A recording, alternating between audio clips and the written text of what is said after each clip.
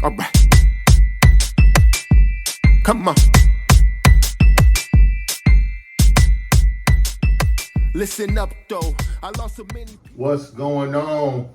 Welcome to another episode of Red Lights Don't Exist. I hope y'all enjoying your day, staying blessed. Let's get to it. What's going on for me? My book, still promoting it, Searching for Tomorrow, How I Survived the Loss of My Mom. It's available on Amazon. If you haven't get it, please go get it. If you're going through grief, it's a lot of things in there that, might be able to help you. Also, my son just put a book out, y'all. My 4-year-old son put a sketchbook out called Create Now. Amazon as well, Kingston Tarver, Kingston, Tarver, Tarver. Search it, please, and support my son too, y'all. Just a blessing, to try to get my son involved. I put my first book out when I was 22. My son putting his first book out at 4, so that's awesome. So yeah, man, just enjoying life and loving life, man. But I ain't gonna hold y'all up, man. I'm gonna get to it. Today I want to talk about hip hop. Some people, when they think about hip hop, they think about all thugs. And this is on a broader outlook. People that probably really don't understand the true essence of hip hop. Violence, guns, disrespect. It's just like, that's just not what hip hop is to me. Hip hop saved my life. I remember growing up, man, and just listening to the Ghetto Boys, Scarface, Big Mike, UGK, Hot Boys, 8Ball MJG, man, KRS-One. Man, the list goes on. It's just like I could relate to these people, especially growing up in an environment where it's not a lot of role models.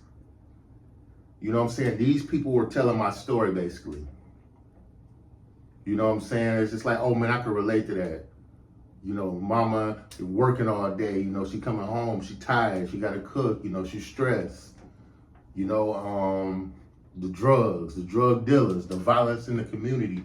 Is just like, if you don't live in it, you really don't understand how important that music was to people like me. You know what I'm saying? I always say that Tupac, man, he's one of my favorite artists. He was just rapping about so many things that were going on in the community. I mean, you got to realize the impact of Brenda's Got a Baby, how powerful that song was. It's like, it's timeless. Dear Mama, timeless. I just lost my mom. It's like every time that song come on, it touched my heart. So for me, hip hop is just more, man. It's more personal.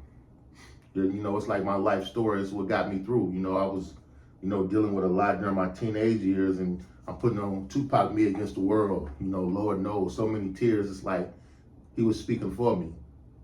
It was just a blessing just to have music that could help you get through the times you were going through. That's why people be like, man, why you showing so much love to Tupac? Because that song helped me that day, and I was gonna have a bad day, but that song gave me a little bit of energy to, push forward.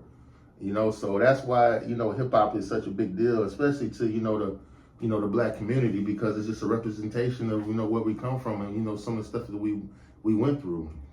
Multiculturalism, violence, the destruction, the government, politics. It's like you can find all of that in hip hop.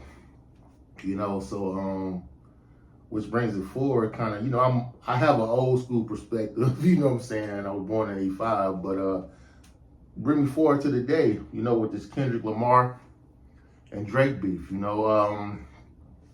Drake is an amazingly talented, brother, skills out this world, make hits effortlessly, but for me, Kendrick always been a special person. He reminds me of Tupac, so much. Just as far as just the impact he has, it's almost like, he's just destined to be in that spot. You know, that's why the beef with him and Drake, I feel like it's a losing battle because Kendrick is in a place where he's kind of untouchable. You know what I'm saying? He makes the type of music that touches soul.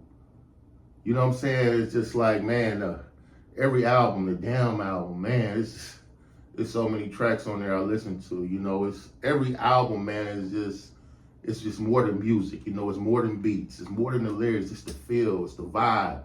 It's the historical references. You know what I'm saying? It's the family references. It's like I relate to it on so many levels. Every album he has dropped, you know, I think it'll be studied. It's like, here's the definition of art. I paint and I'm an artist. You know, I do poetry and music from time to time, but it's like what he does is what we consider art. It's what you're gonna look at like a Basquiat.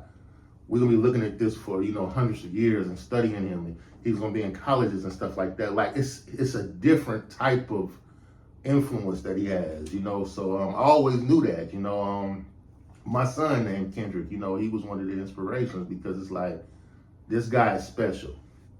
You know, Jay-Z special, Tupac special, DMX, you know, Michael Jackson, you know, Mary J. I mean, it's just, the list goes on, but it's like certain people that's just, you know, special, you know, that impacts the world so much where it's timeless. You know, we'll be listening to, you know, their music forever. But that's why I love hip hop, because it's just more than just, you know, the lyrics. You know, sometimes it could be vulgar, sometimes it could be violent.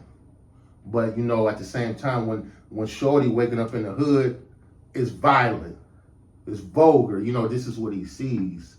You know, so it's just it's relatable. You know, on the flip side of it, obviously, we're trying to get in a better place. You know, the hood, you know, needs more resources. You know, they need more role models. They need more support and stuff like that. But I think that, you know, hip hop is just about people telling their story.